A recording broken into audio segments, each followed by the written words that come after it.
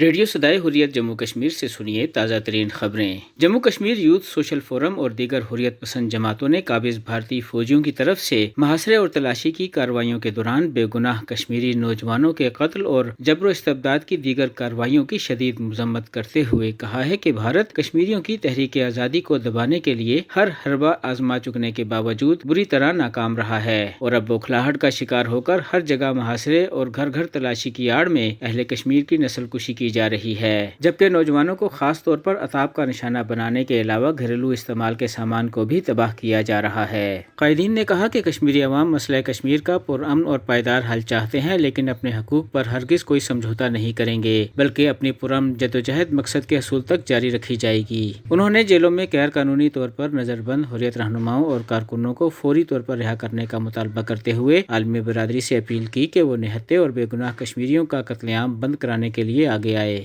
دریں اثنا آج بھارتی فوج نے ضلع بڈگام سے 5 نوجوانوں کو مجاہدین کا ساتھی ہونے کا الزام لگا کر گرفتار کر لیا۔ ایک اعلیٰ امریکی سفارتکار برائے مذہبی آزادی سیم براؤن بیک نے ایک کانفرنس کال کے دوران ذرائع ابلاغ کے نمائندوں کو بریفنگ دیتے ہوئے کہا کہ امریکہ کو بھارت میں کورونا کی بنیاد پر مسلمانوں کے خلاف بیان بازی اور انہیں ہراساں کیے جانے کی افسوسناک خبریں موصول ہو رہی ہیں، جبکہ کورونا وائرس پھیلانے کے الزام لگا کر مسلمانوں پر حملے بھی کیے جا رہے ہیں۔ اس کے ساتھ ہی خبریں ختم ہوئیں۔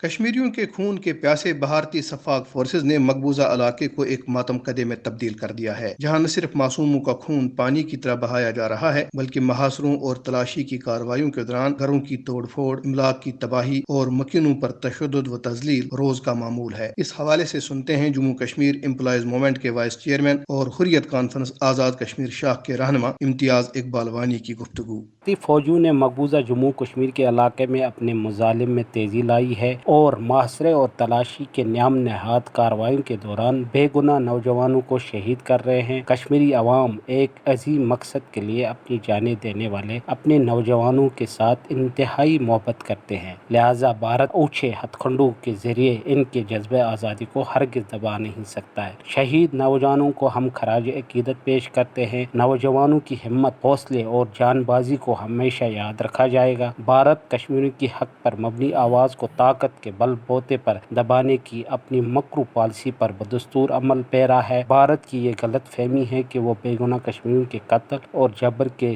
دیگر ہتھ کنڈوں کے ذریعے کشمیریوں کے جذبہ آزادی کو دبا سکے گا۔ جس طرح دنیا کا ہر غاصب و ظالم اپنے گھناونے عزائم میں ناکام و نامراد رہا، اسی طرح بھارتی سامراج کو بھی شکست ہوگی اور وہ نہتے کشمیریوں کے ہاتھوں عبرت کا نشان بنے گا۔